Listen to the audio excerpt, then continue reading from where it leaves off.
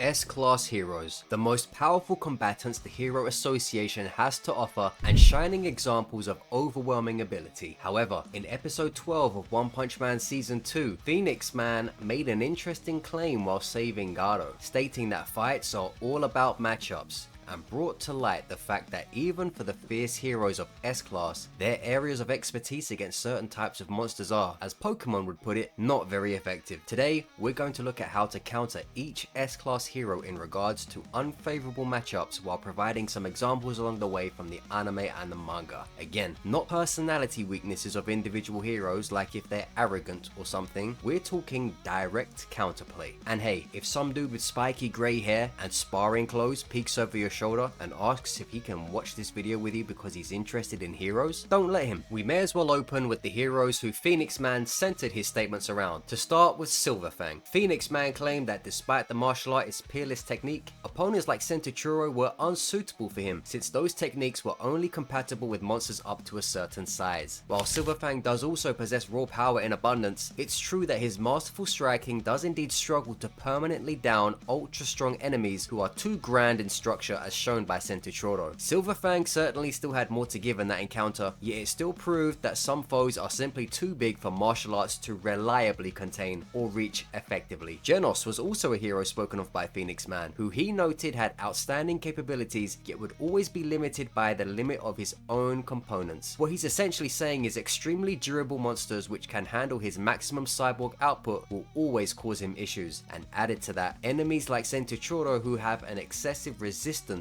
against explosions and energy attacks will prove very difficult for the Demon Cyborg to achieve a win condition against. Metal Bat is another fighter we've seen struggle with certain matchups. The home run hitting hero once had a sparring session with Bang and wasn't able to hit him even once, proving that expert martial arts were able to make him look like someone who couldn't even hit a high five. This was further reinforced, more violently too, by Garo when he fought Metal Bat and used my beloved S-Class hero like a punching bag with a pompadour. Added to high-level martial arts being a counter, powerful monsters with extremely hard armor or structures can also provide a problem matchup for Metal Bat, as shown when his own attacks against Sentachuro's armor sent waves throughout his own body, and even when attacking Sentachuro's weaker areas, it only seemed to annoy the monster rather than show any potential of eliminating it. Of course, if he gets pumped up, this may change, but the delay may lead to a lot of city destruction and civilian harm, which is also a factor in being a hero. Pig God's main issue revolves around enemies which naturally counteract his biggest strength. What that mouth do? Since Pig God's most effective offense is eating enemy monsters, foes which are simply too big to fit in his pie hole are always going to be an issue for Pig God provided they are dragon level threats or above. Pig God could likely brute force his way through large enemies he can't digest who don't possess comparable strength to S-Class, but for the ones that do, if he can't eat them outright, then he'll likely be relegated to a supporting role in that battle, such as how he wasn't able to take down the likes of Gums or other cadres in the Monster Association arc. Pretty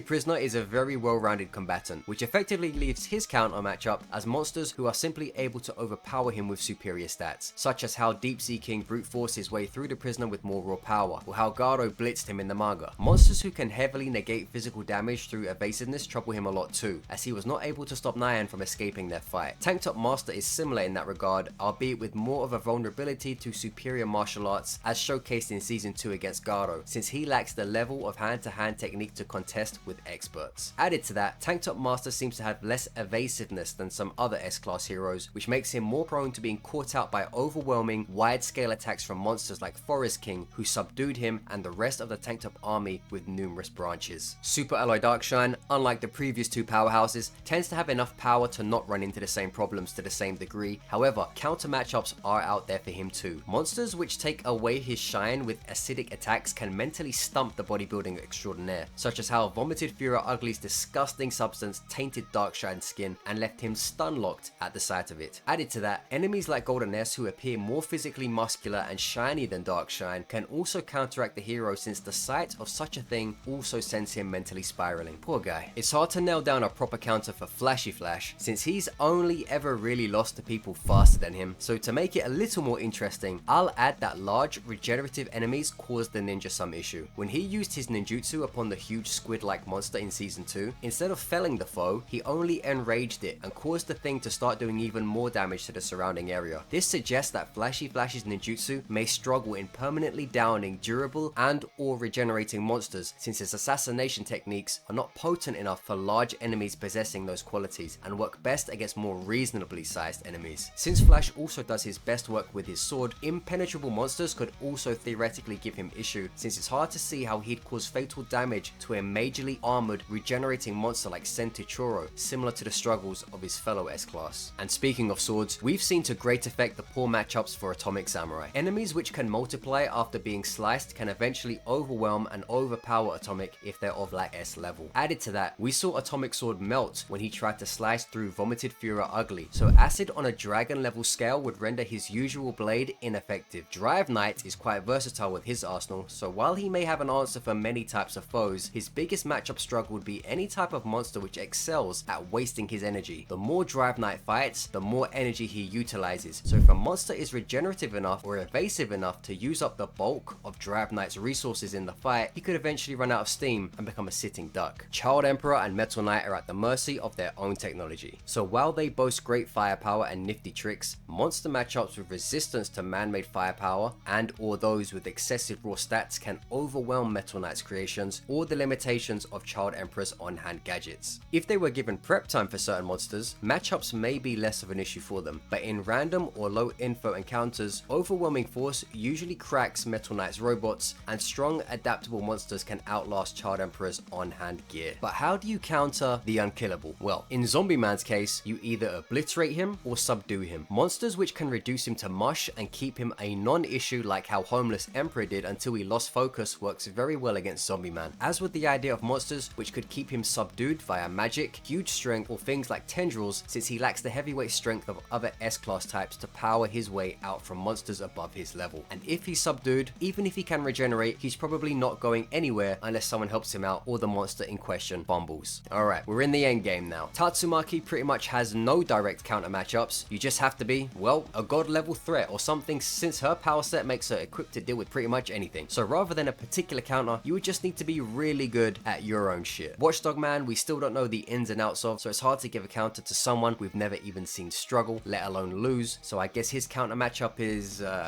any monster that shows up outside of Q City. This guy barely ever leaves his own city, so if you don't want to deal with Watchdog Man, the strat is to just not go to his city. And then we have Blast. Similar to Tatsumaki, no direct counter matchup, since between his raw stats, portals, energy beams, and gravitational powers, he can pretty much take care of anything he needs to. The only way to counter Blast is, well, for lack of a better way to put it, you just need to be even more of a motherfucker than he is. If somehow, some way, you're faster, tougher, slicker, and meaner than he is, then that's all it's gonna be. Nothing really to do with specific counters like with Tatsumaki. And finally, we have King.